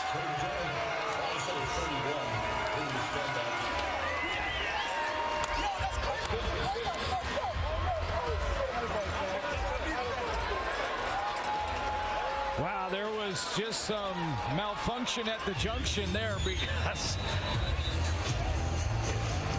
this was just trying to survive the motion. Watch this motion that almost ends up in a collision for Montreal right there, and then Fajardo just keeps the play alive by retreating on it enough for his tailback, William Stanback, to get out there and present a target for him. 8 plays, 60 yards, and 341. That was an adventure for Stanback Suits. He bumps into Austin Mack. He bumps into Philippe Gagnon, who was in at the right guard spot. Somehow weaves his way out of there, and Fajardo did well to sift through all the traffic. And got hit by more Alouettes than Stampeders on this play. Well, this is just Fajardo not panicking with the situation. He bails on the play action because that wasn't going to work. There was that bump and roll in the middle there. D-line tracking him down. But Stanback slips out of the pocket, beats the tackle attempt by Nick Taylor, and Fajardo goes, yep, that should be enough. Big win for Montreal. Holding off the Hamilton Tiger Cats. They'll play right after us against Toronto. Can Toronto keep their streak alive and win a 12th game of the season? This football right here, King and Charlie till I get home. King, you can play with this one when we get to the crib, all right? For sure, because I know you're already looking at it. Awesome to have him back having success in Calgary after getting injured in week 1 last year. Take me back to Quebec, man. Come on, baby. Let's go. Wants to get back to family, sounds like, and drop that football off. Yes, sir. Appreciate you, man. Thank you. Yes, sir. This score very similar as Cody and Caleb Evans having some fun on the sideline to the score of the matchup as Julian Charles making his way off the field really slowly. That's unfortunate to see as he shakes his head. But the frustrating loss at BMO Field a couple weeks ago for the Alouettes against Toronto, and Jason Moss said the game this past week where they lost on the blocked field goal at the end, much more indicative of what he believed his team is. And this certainly looks like a playoff-worthy team in the Montreal Alouettes. First of all, Stanback looks like he's back. And, you know, big game for him, not just running it, but that big catch out of the backfield to seal the deal with the major. You know, that's huge. And you get Philpott now back-to-back games, almost 200 yards. Now he's added to make that receiving core that much more dangerous with the #1 guy in Austin Mack in the group. I mean, yeah, the rubber's meeting the road right now in the playoff hunt. And here's Dave Dickinson on the playoff chase and some of the struggles this season. As you see, trying to find a way back into this. But they are up against it at this point.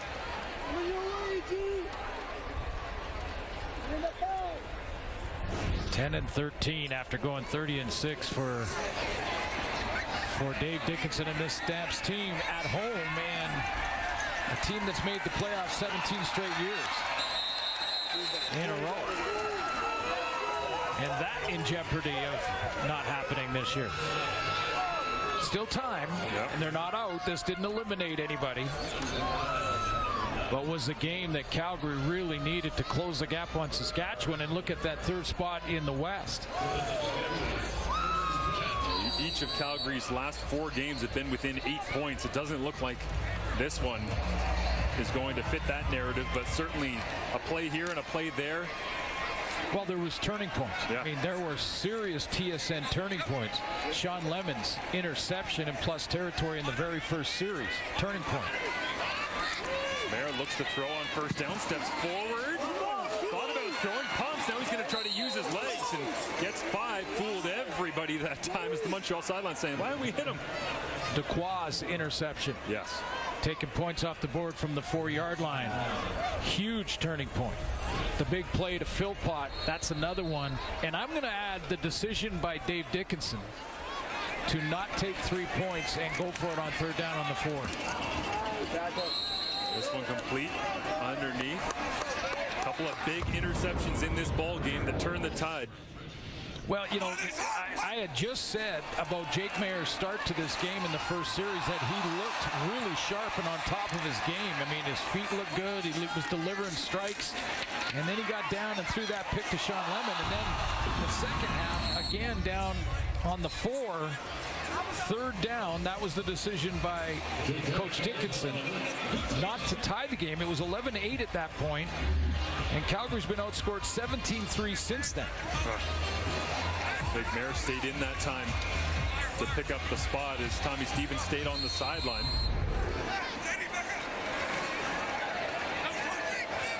From the 55, Calgary just trying to find some answers, shoveling it backhanded that time to carry incomplete. But where does Calgary go from here, Suits?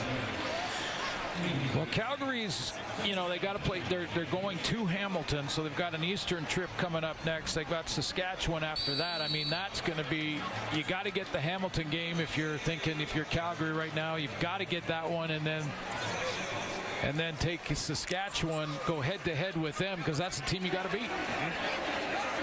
There's the architect, John Huffnagel.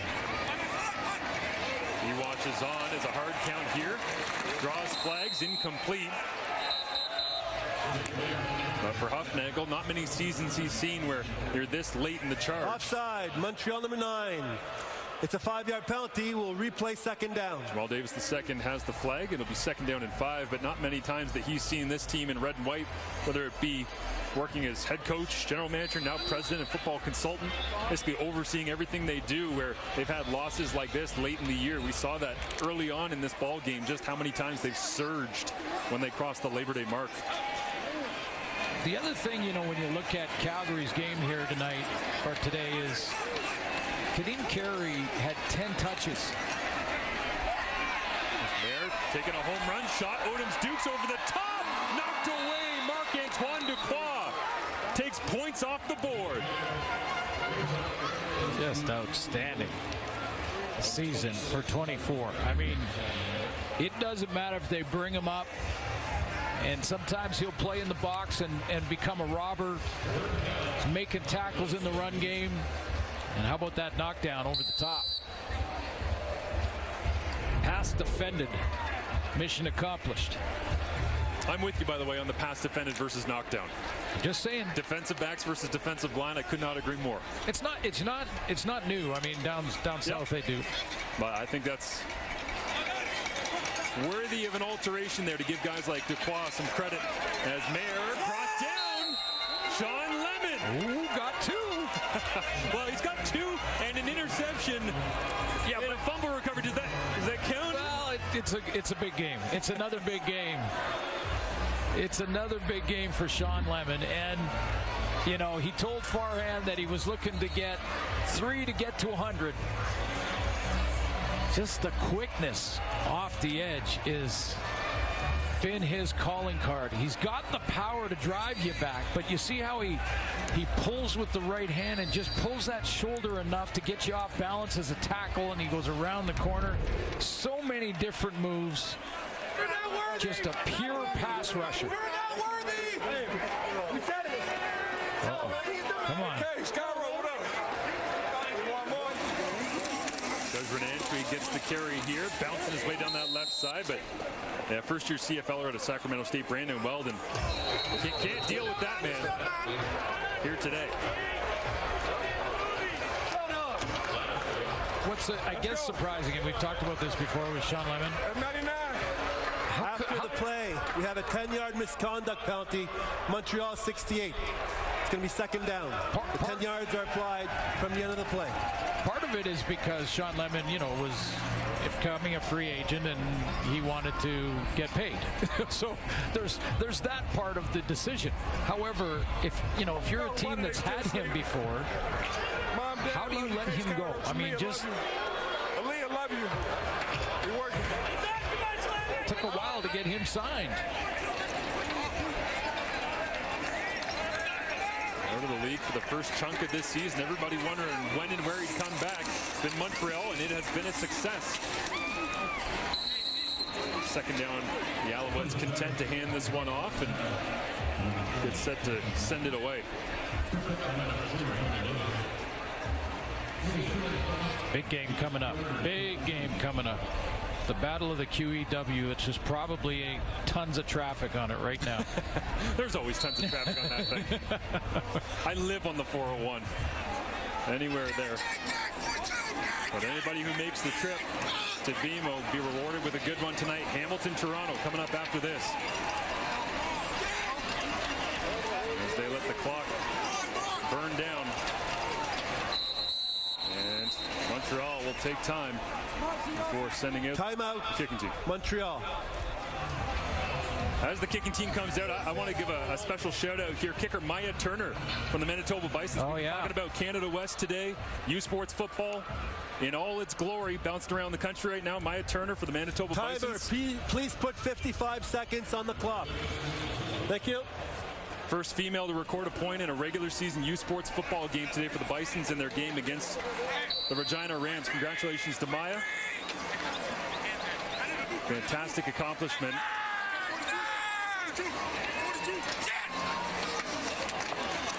As they'll kick this one away, Zima just slings it off the right boot down to the 5.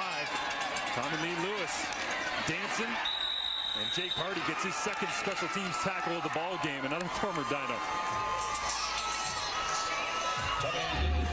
Good hustle down the field on the teams. We often and always talk about the great returners in the league, but the opposite side of that to try and contain these returners of the special team players, and good tackle on the old field. The other thing I wanted to mention tonight is Cody Fajardo put together a very good game. 22 of 29, 252. He did throw the one pick, but that was a great play by Stats. And after the play, we have a 10-yard misconduct penalty. Montreal 98. It's going to be first down for Calgary. And Montreal did not give up a sack in this one this afternoon. So, I mean, this was an issue that the pressure was getting to Cody Fajardo. They had given up 50 sacks, which was not the worst in the season in the league all season. Yeah, he's taking 43. Look at him smiling down there. That's why he's saying, I didn't get hit today. The video official has corrected the spot. It's first down on the 26-yard line.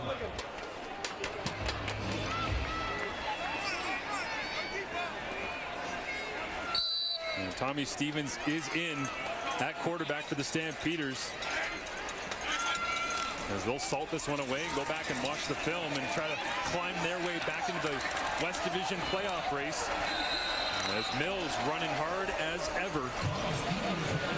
Yeah, and I think people will say, well, you know, what's going on with Calgary? As you mentioned, like, where do they go and what's up with this team? I mean, a team that beat Toronto, the only team this year to beat Toronto. You know, Jake Mayer was okay today. You know, his last 3 games were excellent. He only won one of those. This team only won one of those. You know, I think the juggling in the secondary has led to some inconsistencies back there for them. They again made some changes. Dave Dickinson did not play Trey Roberson. Now there might be an injury situation there too. We'll see how that transpires over the next week or so. But move the newcomer Julian Charles in there, and that's been a real mixed bag. But again, if you could pick out a couple things, one decision to not take the tie and the field goal, and well, it's a little bit more Kadeem Carey may have helped this team.